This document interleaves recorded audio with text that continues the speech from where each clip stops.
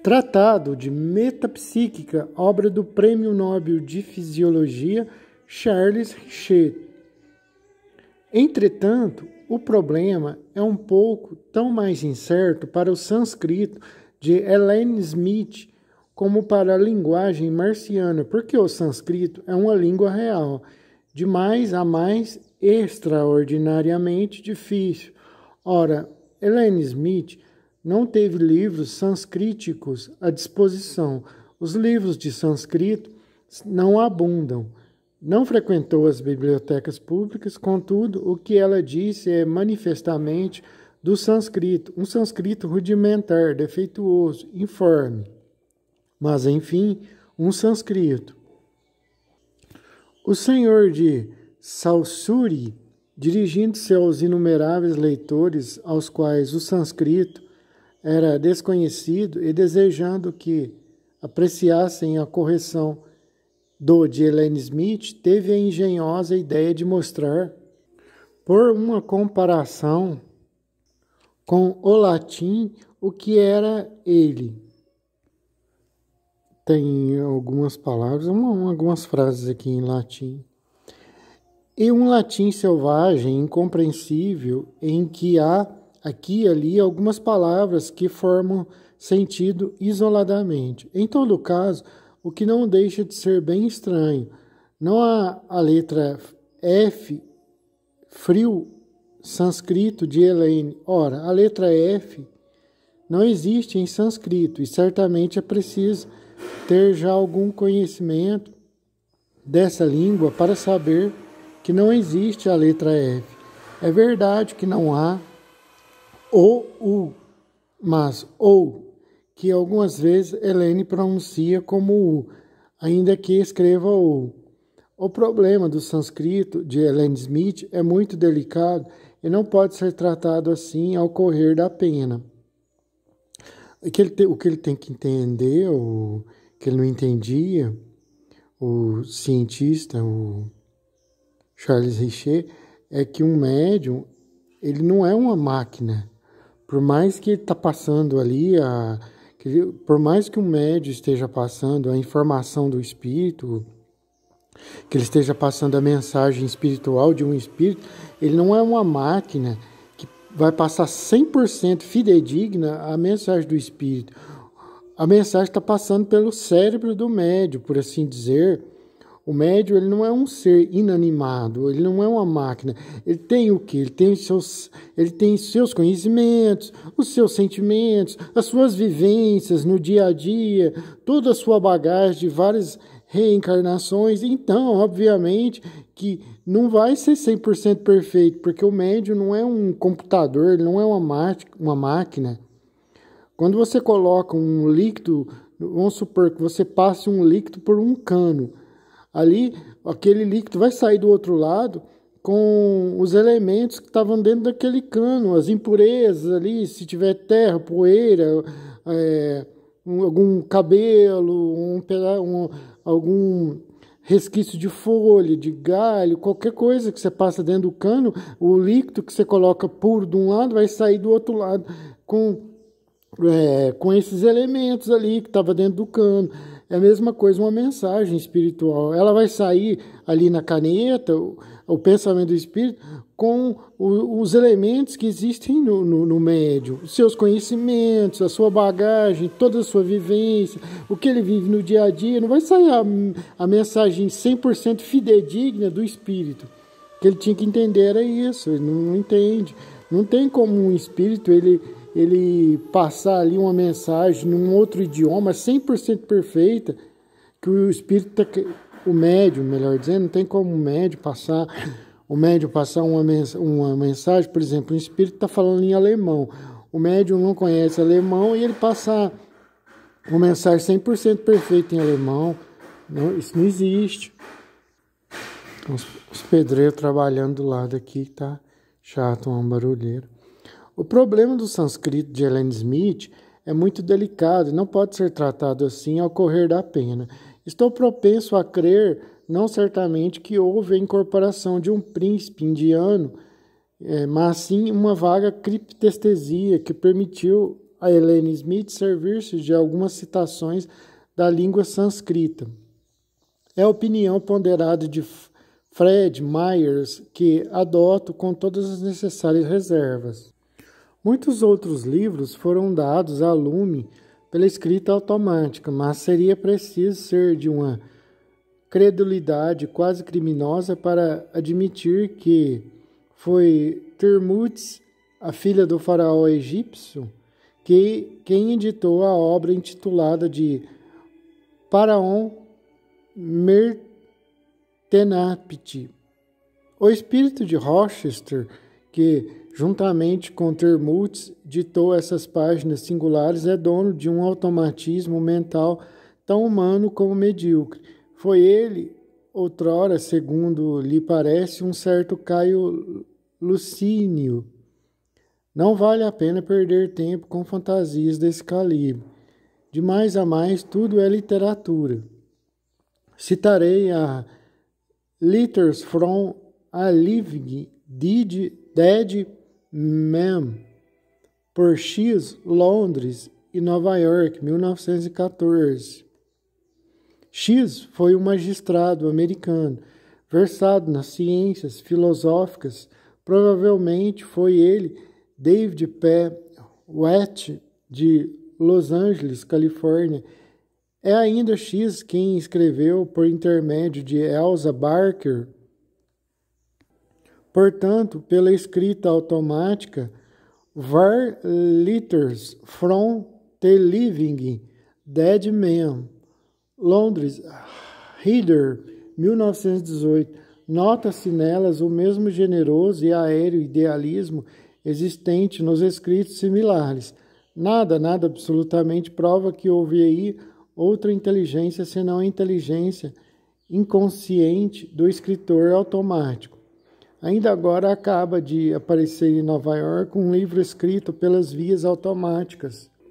É o segundo da série, mas não há nele o menor indício da existência de uma inteligência diferente da humana ordinária. É muito nobremente idealista, mas de um idealismo que qualquer pessoa culta pode possuir sem dificuldade.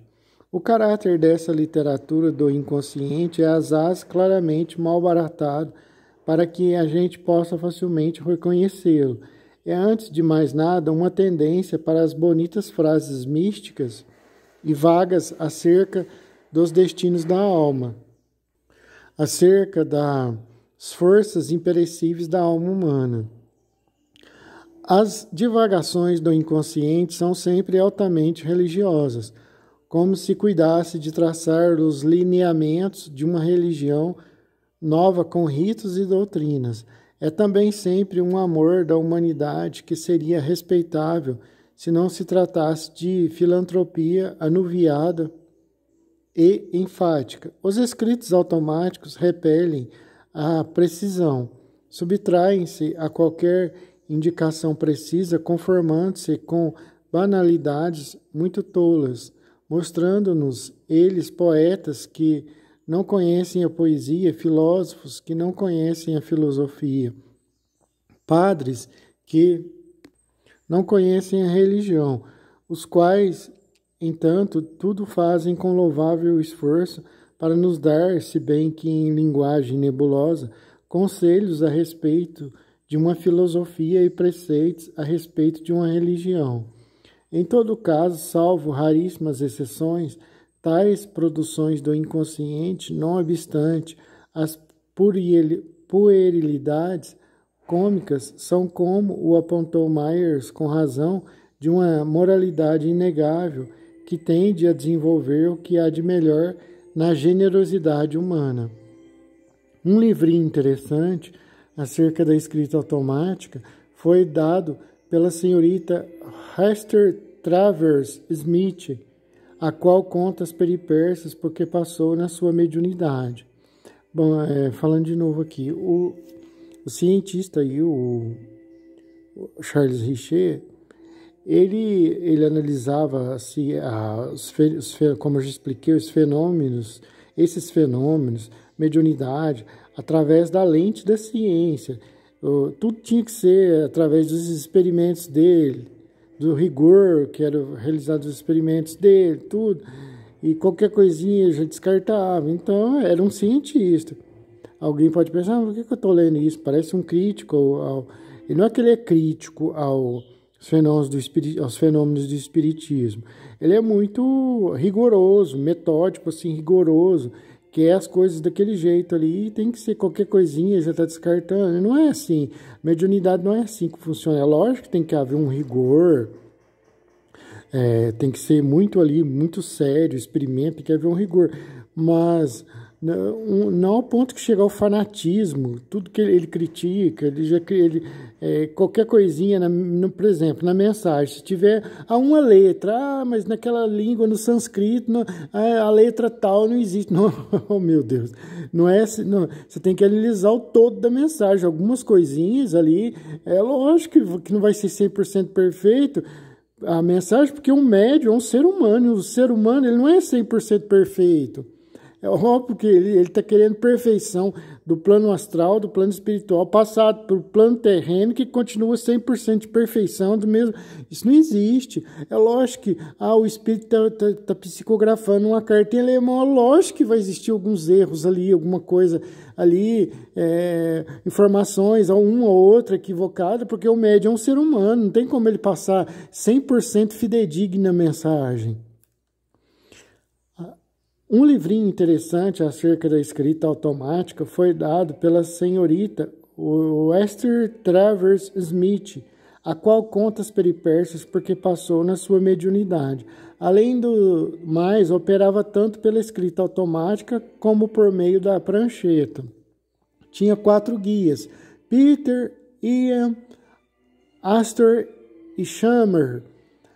Os resultados não são muito demonstrativos, que como criptestesia pragmáticas, psicometria, quer como premonições, mas encontrar-se-ão regras úteis sobre a maneira de se proceder na consecução da escrita automática ou da prancheta. Por exemplo, uma mensagem de um espírito. Lá, você tem um parente que desencarnou. Por exemplo, você tem uma pessoa conhecida seu. A pessoa fala coisas ali, por exemplo. Uma pessoa que você viveu que já desencarnou, que já faleceu, né? Desencarnou é uma linguagem espírita. Desencarne, desencarnou é uma linguagem espírita. Vamos supor, faleceu. A pessoa fala assim, por exemplo, vamos supor que você chama João. João, lembra aquele dia que a gente estava de carro, nosso carro furou o pneu, né? Ali naquele bairro tal, você lembra? A gente ficou brincando até consertar o pneu. Passou uma senhora, conversou com a gente tal, você lembra? Depois, a pouco, começou a chover e em seguida saímos, fomos no local tal, encontramos aquele cãozinho, você se lembra? Você ficou com o cãozinho. Se numa mensagem tem isso, como que não pode ser o seu amigo que faleceu? Mas ele falou cãozinho, ele escreveu cãocinho. Isso anula todo o restante. Para o Charles Richer é desse jeito. A pessoa, por exemplo, ela pode passar uma mensagem que não deixa dúvidas de que quem está passando é o espírito. Mas ele escreveu cãocinho. O fulano, ele era perfeito, ele nunca errou em português, ele escreveu cãocinho, então não é o espírito. Mas e tudo que o espírito falou que bate com o ocorrido? Está entendendo? O rigor dele era desse jeito. Você tem algumas coisinhas ou outras, sempre vai existir alguma coisinha ou outra que não bate ali. Porque, como eu já expliquei, o médium é um ser vivo que tem os seus problemas, as suas dificuldades, as suas conquistas, as suas derrotas, tudo que ele vive, que ele já viveu nessa vida, em outras vidas, tudo que ele passa ali no seu dia a dia, tudo isso interfere numa mensagem. Não tem como uma mensagem ser 100% fidedigna, ele não é uma máquina, o médium. Para o Charles Richer, qualquer coisinha já era motivo para ele descartar, já, porque ele era um cientista, né, pragmático, que estudava as coisas da matéria. É desse jeito. Então, como eu falei, por exemplo, você se chama João ou Maria, vamos supor. Você se chama João, vamos supor. O seu amigo chamava Rodrigo. Aí seu amigo, ele... Esse pedreiro está trabalhando aqui do lado, tá uma bagunça. Seu amigo, ele desencarna, ele morre, seu amigo. Ele chega a falecer, seu amigo Rodrigo. Aí um dia você recebe uma mensagem do Rodrigo, o Rodrigo falando: João, você lembra aquele dia? Até hoje eu ainda me lembro, foi um dia tão marcante. Você se lembra? Nosso carro, a gente estava junto, em tal lugar, nosso carro furou o pneu, como eu já disse, nós paramos, a gente estava consertando o pneu, ficamos brincando, conversando, passou uma senhora, conversou com a gente, a gente ficou conversando, depois a gente começou a chover, a gente saiu, a gente foi no local tal, depois a gente encontrou um cãozinho de rua perdido, você ficou com o cãozinho, depois ocorreu isso e aquilo, e tudo bate. Aí só que ele escreveu cãozinho no lugar. Aí pronto, já anula tudo toda a ocorrência que ele falou, que bate 100% pro rapaz,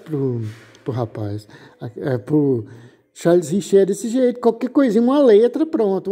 Aí já anula tudo que bate com a ocorrência, que mostra que tem que ser mesmo o espírito ali, porque não tem como não ser, que está falando tudo aquilo. Não, mas qualquer coisinha já serve para descartar a mensagem. Ao lado da escrita automática, voltando à obra aqui, os resultados não são muito demonstrativos, que como criptestesia pragmática, psicometria quer como premonições, mas encontrar-se-ão regras úteis sobre a maneira de proceder na consecução da escrita automática ou da prancheta. E voltando aqui, é óbvio que existem médios que são charlatães, espertalhões, mas nem todos. A maioria não são.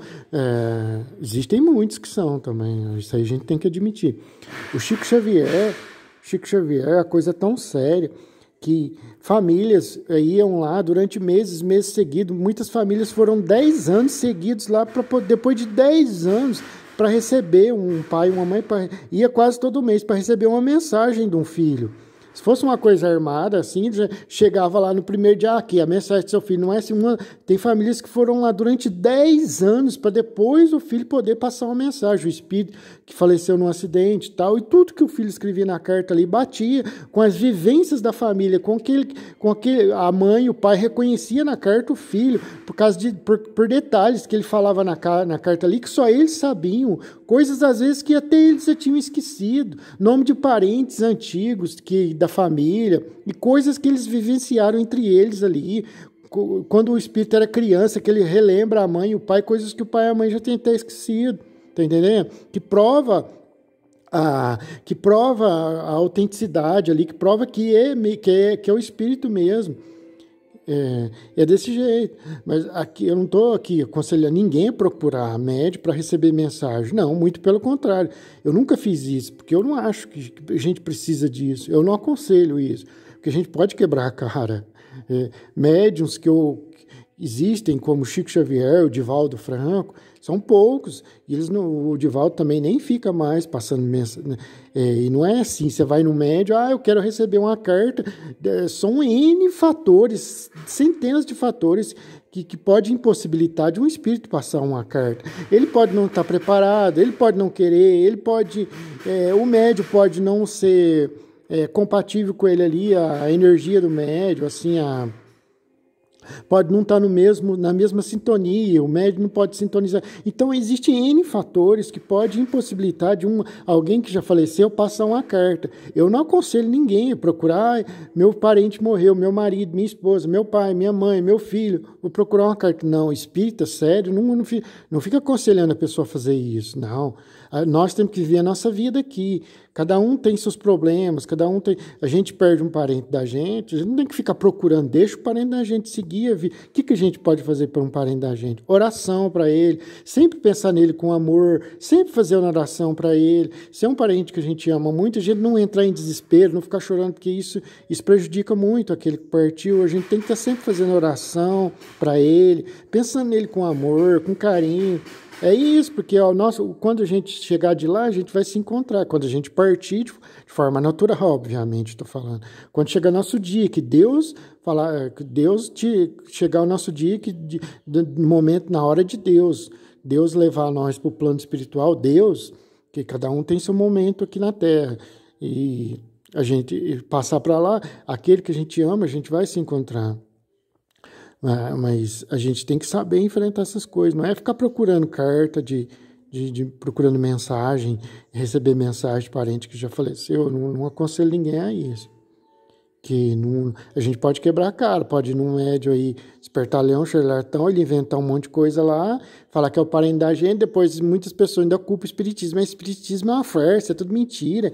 Eu fui no fulano de tal, ele falou que era uma carta, não tem nada aqui provando que é meu parente, que faleceu. Isso aí acontece muito também, porque existem, como eu disse, médios espertalhões, mas por isso que eu não aconselho ninguém, a gente tem que viver a nossa vida. Perdemos um parente, vamos orar para ele, vamos pensar nele com amor. E é assim, a vida é assim, a gente não tem que ficar procurando as coisas. Deixa as coisas acontecer naturalmente. Se você tiver que receber uma mensagem de um parente, você vai receber em sonho. Aí você vai sonhar com ele, o espírito dele vai vir no sonho, porque quando a gente dorme, nosso espírito sai do corpo, a gente adentra o plano espiritual. Ele vai vir, vai falar o que tem que falar para a gente em sonho, se for necessário mesmo, se for necessário uma coisa que necessite passar uma mensagem para a gente, ele vai falar em sonho para a gente sonha com aquele parente que faleceu. Ao lado da escrita automática, há o desenho automático. Algumas vezes os resultados são imprevistos. Ellen Smith traçou esboços espíritas curiosos. Teve uma visão, alucinação, que ela reproduziu com as suas cores, mas como levasse muito tempo para pintar, não dando às vezes mais do que 2 ou 3 pinceladas por dia, demorava mais de 1 ano para terminar tal ou tal trabalho. Mas terminava-o e cada vez que desejava pintar ou era impulsionado a fazê-lo, a visão reaparecia. Goret de Tromelin, comandante, muitas vezes enviou-me estranhos desenhos espíritas, feitos por ele mesmo, no estado de meio sonambulismo. As suas cartas eram acompanhadas de figuras humanas ou de animais postas umas às outras. Gelei conheceu uma senhora que mostrava cartões em que estavam representadas por via automática com muita finura. Diversas abstrações, como a cólera, a guloseima, a avareza, sobre a forma de caricaturas de pessoas. Vi os desenhos produzidos no estado medianímico pela senhora Bloch de Saint-Armand-Shire. Ela não era em absoluto médium profissional, e bem que sua mãe tivesse por muito tempo praticado a escrita automática, os seus desenhos, algumas vezes de uma estética encantadora, são desenhos de ornamentação muito variados e feitos com notável rapidez. Jules Boyce citou inúmeros casos de desenhos mediúnicos. Conta a história de Victorine Sardou, que fez um desenho inspirado por Bernard de Palise, a que deu o nome de A Casa de Mozart. Bernard de Palise era um drama que Sardou tinha composto e não fora aceito pela crítica. Há também A Casa de Zoroastro, desenhada no mesmo estilo, ainda por Victorine Sardou. Fernand Desmoulins, Hugo de Alesi, pintores de talento no seu estado normal, puderam, no estado mediúnico, isto é, no inconsciente, fazer esboços curiosos e desenhos algumas vezes notáveis. O mecanismo é inteiramente o mesmo, tanto para os desenhos automáticos como para a escrita automática. A mão desenha e colore até, em vez de escrever. Aí está a diferença. A impulsão é irresistível, involuntária, parecendo ser inteiramente independente, não somente da vontade, mas ainda da consciência do médium. Num dado ponto do papel, há um traço cujo sentido nenhuma pessoa conhece, nem muito menos o médium. Esse traço se liga, curiosamente, a outros traços análogos, que parecem considerados isoladamente não terem nenhuma significação que, finalmente, adquirem, e é muito clara. Algumas vezes, indivíduos incultos, inábeis para a arte do desenho, produzem composições singulares e complicadas, sempre simbólicas. São os fenômenos próprios do sonambulismo. Parecemos difícil ver neles uma influência metapsíquica qualquer. A literatura espírita é abundante em produções dessa natureza, mas seria preciso uma indesculpável dose de credulidade para não ver nelas outra coisa senão elucubrações estéticas do inconsciente. Tem todos pouco mais ou menos um simbolismo vagamente oriental que algumas vezes não está destituído de estranha beleza. Na realidade, todas essas escritas, todas essas pinturas podem ter sido fruto do labor humano. Não há nada que nos leve a ver nelas algo de divino, que nos leve a atribuí-las a alguma... Aqui outra vez interferindo aqui na obra. Mas mediunidade não tem nada de divino, é algo orgânico. Orgânico, é do médium, não tem nada de milagroso, de extraordinário, de fantasmagórico, de divino, ou de... me sumiu a palavra. Não tem nada de fantástico, enfim, nem de divino, é uma coisa do médium ali, nem dom, não é nem dom, é uma aptidão que o médico tem, está ligado ao organismo, ligado também a um merecimento, a algo, uma missão, algo nesse sentido aí, é uma espécie de uma energia, algo que ele precisa nessa vida para um resgate de vidas passadas e por aí vai.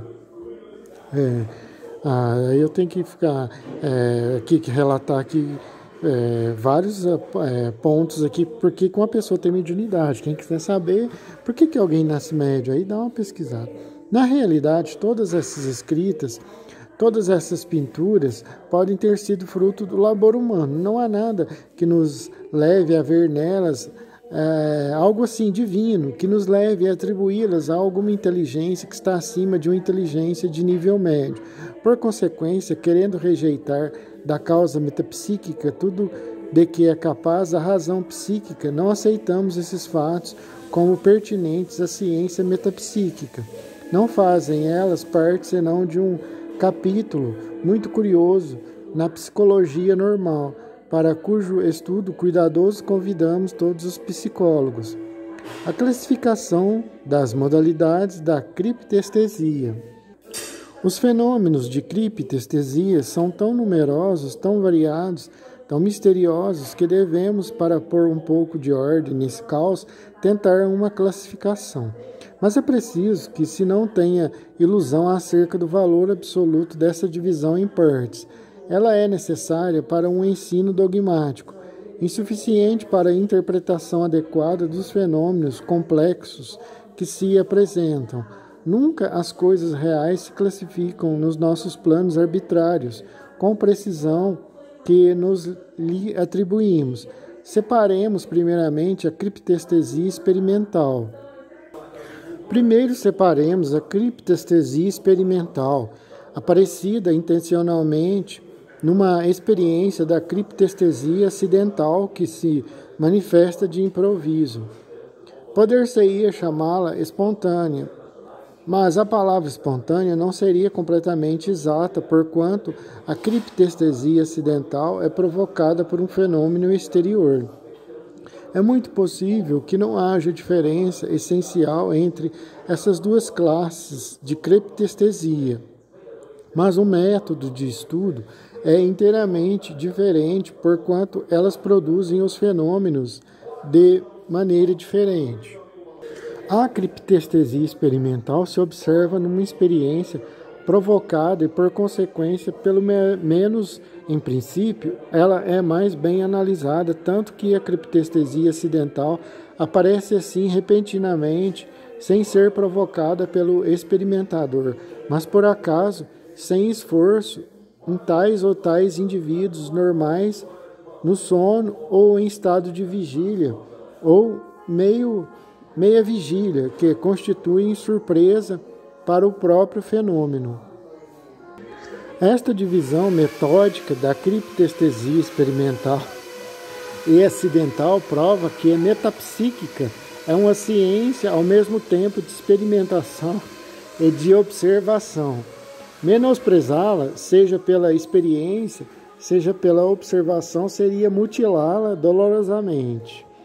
A criptestesia experimental pode ser estudada: A. Nos pacientes normais. B. Nos indivíduos hipnotizados. C nos médiuns, D nos sensitivos. Daí provém 4 capítulos distintos, ainda que a divisão nunca seja tão clara nas suas diversas condições, já porque, por uma parte, os médiuns entram em transes que se assemelham singularmente à hipnose, algumas vezes até se chega a hipnotizar os médiuns para a produção do estado mediúnico, já porque, por outra parte, nunca sabemos até que ponto os indivíduos que cremos serem normais se avizinham do estado hipnótico ou do estado medianímico. Há, entretanto, entre os médiuns, os hipnotizados, esta diferença que se verifica na maioria, senão na totalidade dos casos. Os médiuns falam, escrevem, movem uma mesa ou uma prancheta como se fossem inspirados por uma personagem estranha, ao passo que os hipnotizados não invocam nenhum guia. Mas essa distinção é mais artificial do que real, porque, sem dúvida, a educação dos sensitivos, dos médiuns, dos hipnotizados tem um papel preponderante na manutenção ou na perda da sua personalidade normal. Quanto aos sensitivos, são eles indivíduos de aparência normal, mas que, embora não sejam nem médiuns nem sonâmbulos, parecem ser incapazes de lucidez e de clarividência em certas condições não acidentais, mas experimentais, visão pela bola de cristal, a psicometria, etc.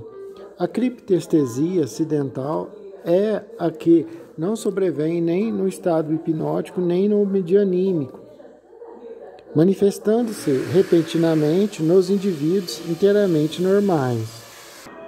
Todas as criptestesias acidentais podem ser chamadas monições. As monições são a revelação por uma via que não é aquela dos sentidos normais, de um acontecimento passado ou presente. As premonições são as revelações atinentes ao futuro. Como as monições são numerosas e diversas, vamos separá-las por acontecimentos quaisquer, ora de pouca monta, ora de muita, porque terminam com a morte. As monições de morte, com efeito, representam um grupo considerável de fatos asais homogêneos, em que há inconveniente de dissociação. As monições coletivas formarão um capítulo separado. Elas constituem uma transição entre os fenômenos subjetivos e os fenômenos objetivos da metapsíquica, comportando, consequentemente, uma divisão inteiramente especial.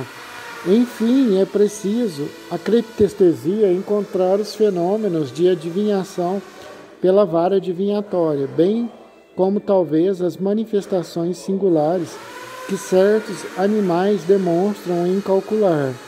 Tá difícil aqui hoje, pedreiro trabalhando aqui do lado aqui de cá. Fizeram-se com pessoas normais asais numerosas experiências insuficientes ainda. Consignemos que elas foram de resultados muito diversos, segundo se tratava deste ou daquele paciente. Se a lucidez, do mesmo modo como ficou demonstrado, existe em certos seres excepcionais, é provável que também exista, considerado o mesmo traço íntimo em outros indivíduos. É altamente verossímil que, ao lado de pacientes muitas vezes lúcidos, não haja outros pacientes que possuem alguma lucidez, por muito rara ou fraca que seja. É por isso necessário procurar novamente e, se possível, desvendar esse traço de lucidez entre as pessoas normais, o que pode ser feito na seguinte forma. Quando um indivíduo indica, por acaso, um fato, um nome, um título, um desenho, cuja probabilidade é conhecida, mudará a probabilidade dessa indicação pelo fato da existência da criptestesia. Já há longo tempo propus este método e tenho feito nesse sentido numerosas experiências repetidas e confirmadas pelos meus sábios colegas. Essas experiências, realizadas com pessoas não sensíveis ou pouco sensíveis, foram feitas com carta de jogo com desenhos e fotografias. Algumas vezes, para esta adivinhação, fiz uso da vara divinatória, a qual revela os movimentos musculares inconscientes. Nesses casos, a probabilidade podia ser calculada exatamente. Ora, verificou-se que o número de êxito foi sempre ligeiramente superior ao número provável. Por exemplo, sobre 2103 tiradas cartas de jogo, o cálculo das probabilidades indicava 525 e o número achado foi o de 552. O excesso é muito insignificante, mas, para bem julgar, convém eliminar as experiências feitas no mesmo dia em grande número, para lá de 100, por exemplo, porque então há, sem dúvida, fadiga e confusão. Não se levando em conta as experiências diárias que não excedem a 100, chega-se à conclusão de que, sendo 280 o número provável de êxito sobre 1.132 tiradas, o quanto de êxito obtido será de 315. Não representa quase nada ainda. As experiências de que falaremos mais adiante, levadas a efeito na Inglaterra por este mesmo método, deram sobre 17.753 tiradas um número êxito igual a 4.760, cujo número provável excede a 347. É alguma coisa, mas é pouco. Parece-nos demais a mais que se podem conhecer as pessoas que possuem a lucidez em maior ou menor grau. Os meus amigos eram certamente tanto um pouco como outro, embora longínquamente sensitivos. Operando a vara divinatória, as probabilidades foram 1,8, 1,6, 1,48. Obtiveram sobre as 5 experiências 1,8, 1,6, 1,48. O sucesso, primeiro, sucesso, insucesso, insucesso. Segundo, sucesso, insucesso, insucesso. Terceiro, sucesso, sucesso, sucesso. Quarto, sucesso, insucesso, insucesso. Quinto, insucesso, sucesso, sucesso. Desta maneira, quando a probabilidade era 1,8, houve 5 sucessos em 5 experiências. A probabilidade desses 5 sucessos não era senão de 1,32 seguido de 3 zeros, e a certeza moral de que houve criptestesia.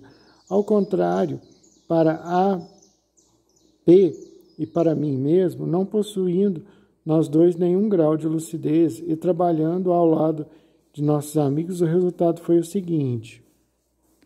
Primeiro, sucesso, insucesso, insucesso. Segundo, insucesso, insucesso, insucesso. Terceiro, insucesso, insucesso, insucesso. Quarto, insucesso, insucesso, insucesso. Para A, P e para mim não houve descarte apreciável entre o número provável de sucesso e o número realmente obtido, tanto que ele foi diferente para os outros. Mas, recentemente, numa série de 5 experiências realizadas simultaneamente com cartas que a pessoa não via por B, por S e por mim, houve 5 insucessos para B, 1 sucesso para mim, 2 sucessos para S, dotada de poderes medianímicos. A probabilidade composta, 2 sucessos para 5 experiências na probabilidade simples, mas tudo isso é bem pouca coisa. Não podemos entrar em todos os pormenores consignados na relação de Sir William Barrett. Convém igualmente assinalar, dada a sua importância, uma experiência de Sir Oliver Lodge, realizada com moças que não estavam hipnotizadas nem eram médiums. O Sr. Malcolm Guthrie, que instituiu o dispositivo experimental e com ele operava. Tratava-se da reprodução de desenhos. No caso, o desenho a adivinhar era a bandeira nacional, cuja figura foi reproduzida inteiramente, sem hesitação. As condições dessas experiências eram perfeitas. 20 anos depois, Sir Oliver Lodge escreveu: declaro com energia que a experiência era cabalmente satisfatória. não tendo eu nenhuma dúvida do seu valor para o futuro.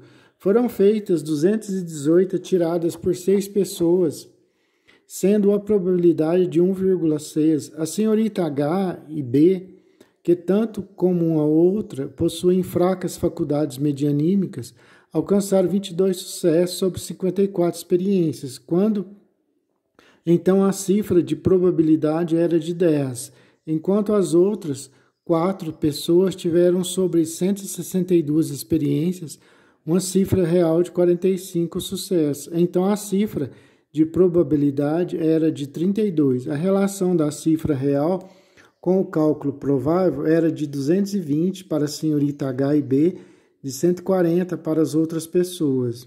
Numa experiência realizada em casa do senhor professor em Cambridge, obteve-se experiências semelhantes são muito demonstrativas, bem como são aquelas que Oxford indica no seu excelente livro sobre a sugestão mental, livro que é necessário ler para tornar-se conhecedor das múltiplas precauções que se deve tomar para eliminar as causas do erro. Em Brighton, em 1882, com G.A. Smith como principiante, Ed Gurney e Myers obtiveram resultados muito notáveis que as denegações esquisitas ulteriores do Sr. Smith não puderam infirmar. Sir Oliver Lodge, mais recentemente, experimentando com as senhoritas,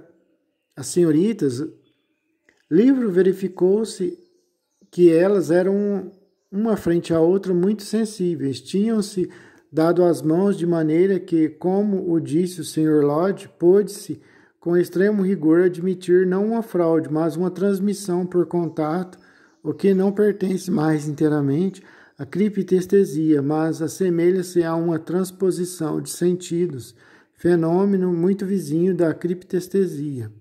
As respostas, desde que o contato cessava, tornavam-se incoerentes.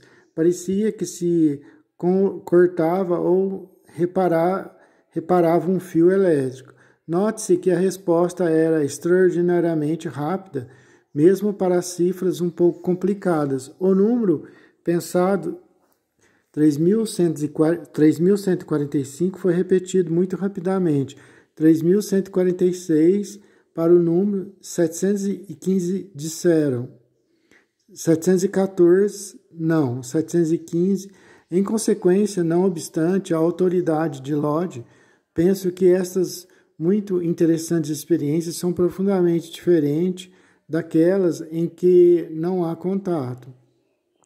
F.L. Rusher e Burt, nas experiências bem realizadas de transmissão mental, verificaram consigo mesmos, se bem que não fossem sensitivos, no sentido ordinário da palavra, que a designação de uma carta pelo percipiente se aproximava mais da realidade, que não se podia supor que fosse pelo acaso, mesmo que a distância fosse considerável, como de Bristol a Londres, separados por 200 quilômetros, ou de Praga a Londres, separados por 1.600 quilômetros. Sobre isso, mais adiante, o conjunto é muito satisfatório, pois que sobre 96 tiradas, o número de sucesso, que não devia passar de 2, foi a 13. Para a designação do valor, os sucessos foram de 29, quando não deviam passar de 7, o que prova que a experiência foi bem feita. É o fato de o número de sucesso ter sido para as cores, sendo que o provável foi também 48. Outras experiências foram realizadas com desenhos. Algumas reproduções são interessantes, mas prestam-se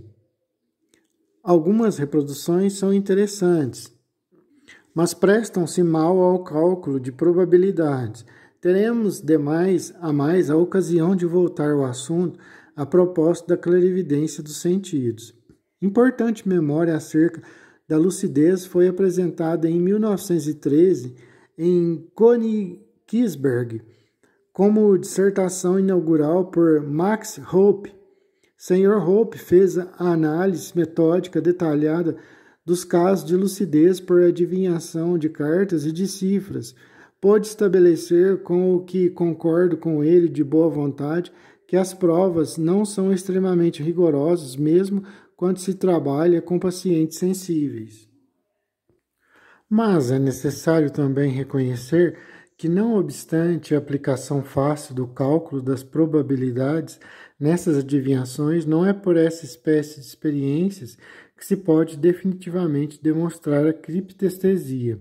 Os sonâmbulos e os médios não gostam dessas provas que não abalam as suas sensibilidades, como o podem fazer a labareda de um incêndio ou a vista de um automóvel tombado. Portanto, a crítica do Sr. Hoppe é penetrante.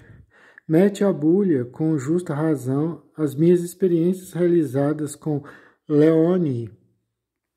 Mas eu não tinha esperado pela memória do Sr. Hoppe para achá-las muito medíocres.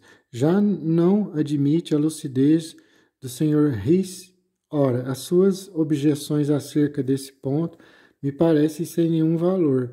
Quanto às experiências que o Sr. Hoppe fez com uma única pessoa, elas são negativas, mas isso absolutamente nada prova. Em suma, o Sr. Hoppe limitou-se à crítica, justificada demais a mais, das minhas velhas experiências de 1884. Penso que seria difícil agora manter a mesma opinião sobre as minhas experiências ulteriores, bem como sobre aquelas que numerosos sábios levaram a efeito acerca da lucidez.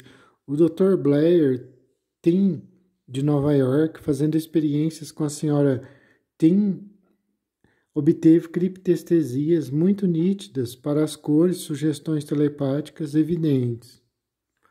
As senhoritas Wigfield, que certamente possuem poderes medianímicos notáveis, fizeram uma bela série de experiências 400 que dão a certeza absoluta, se é que elas não cometeram algum erro sistemático, o que ignoro.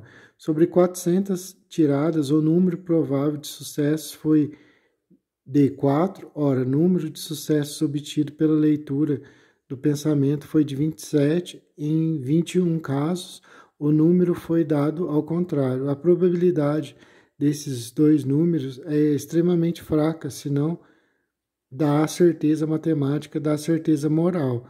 O acaso não apresenta concordâncias iguais, mas é experiência irreprochável. A senhorita Lindsay e o Sr. Chilton obtiveram também notáveis sucessos que foram além da cifra provável.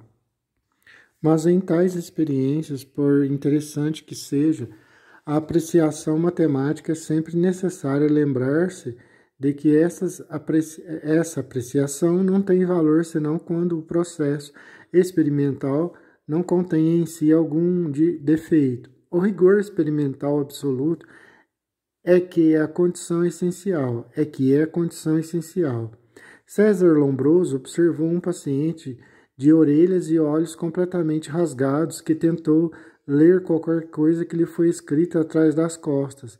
Escreveu-se, primeiramente, Margarida, ele escreveu Maria, depois Margarida. Escreveu-se Aurore, ele escreveu Morier, depois Aurore. Escreveu-se Andréia e ele escreveu Andréia. O Dr. J. C.H. Hooks, quando ainda estudante de medicina, fez com um maço de baralho 32 cartas, em condições irrepressíveis, diversas experiências que demonstram claramente a criptestesia. Obteve 5 sucessos completos, o que dá uma probabilidade composta de 1/3000.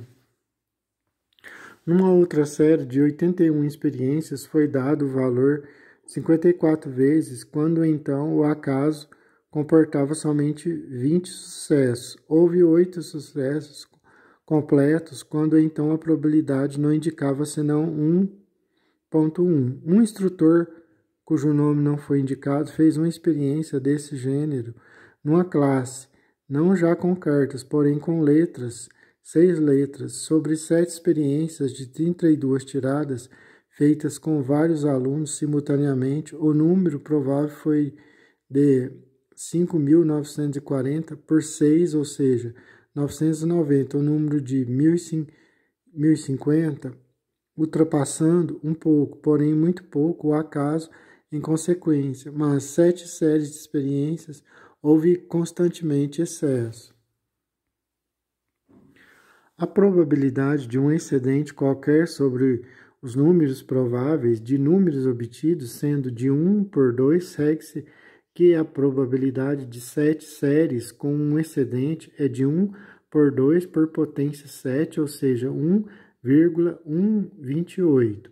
Se, em lugar de tomar a totalidade de 30 tiradas, não se tomassem senão as 12 primeiras, então o resultado seria bem melhor. Número provável, número obtido. 108, número obtido 128. Número provável 102. Número obtido 109. Número provável 90. Número obtido 105. Número provável 84. Número obtido 86. Número provável 24. Obtido 32. Número provável 105. Obtido 110. Número provável 81. Obtido 90. Ou seja, 594 o número total provável e 661 o número obtido. Uma experiência de telepatia pelas cartas com uma menina de 13 anos deu a Lodge resultados interessantes. Mencionamos somente os resultados obtidos quando então o pai da menina não havia visto a carta. O que é bem instrutivo na experiência de Lodge é o fato de a menina ter êxito quando a carta era vista por ele e não o ter quando ele não via. De maneira que Lodge, sem que eu dissesse expressamente, se inclina a pensar que havia telepatia e não lucidez não telepática, enquanto, por outro lado, dizia que a criptestesia tinha sua ação pela transmissão mental. As experiências do Sr. Henry Hanson com desenhos são inteiramente positivas e trariam consigo a certeza absoluta da criptestesia telepática se não houvesse aí algum erro experimental que de mais a mais não posso achar senão pelas experiências da senhorita Wigfield. Nas primeiras experiências, o Sr. Hanson estava só no seu quarto com a senhorita I, a agente, a senhorita B, a percipiente, as senhoritas B e I são irmãs, estavam de costas, era absolutamente impossível a senhorita B ver o desenho que a senhorita I fazia. Fatos análogos foram observados pelo Sr. Kirk. Houve grandes êxitos, conquanto a percipiente, a senhorita G, estivesse muito longe da gente, a distância de 600 km. Houve nessas condições êxitos notáveis. Uma mão principalmente foi desenhada pelo Sr. Kirk e ela foi reproduzida pela senhorita G. Outro caso foi o que se passou com um cãozinho. Mais tarde, o Sr. Kirk não conseguiu ter êxito quando tentou magnetizar a senhorita G sem que ela o soubesse. Fred Myers menciona também, segundo o Sr. A. Glader, experiências de transmissão de pensamento a grandes distâncias. De Tour de Peus, na Suíça, a Ajaccio, na Córcega ou Florença, entre o Sr. A. Glader e a sua amiga, a senhorita M. Os resultados algumas vezes foram excelentes. Houve contratempos, mas os sucessos foram tais que nos levam à convicção de uma verdadeira criptestesia. Veremos mais adiante que as correspondências cruzadas, análogas a essas experiências, tiveram também bons resultados, talvez menos decisivos. O Sr. Max Desiree, muito entendido em assuntos hipnóticos, tentou consigo mesmo. O Sr. Max Desiree, muito entendido em assuntos hipnóticos, tentou consigo mesmo ver o que provocava a adivinhação, os desenhos. Os resultados foram muito medíocres, não indo além do que o acaso podia fazer. Experiências semelhantes, mencionadas mais acima, foram feitas anteriormente pelo Sr. Guthrie de Liverpool, com a senhorita Health e as senhoritas Edwards. O número de experiências foi mais ou menos 150 em outubro de 1883. Algumas vezes o êxito foi completo, para que se possa fazer uma ideia da semelhança das reproduções. Daremos figura 1, página 139. 3. O que consideramos suficiente. O percipiente tinha os olhos vendados e o desenho que ia ser reproduzido, em lugar de estar no envelope opaco, foi fixado pela pessoa que queria transmitir a sua impressão, tanto que o paciente tinha os olhos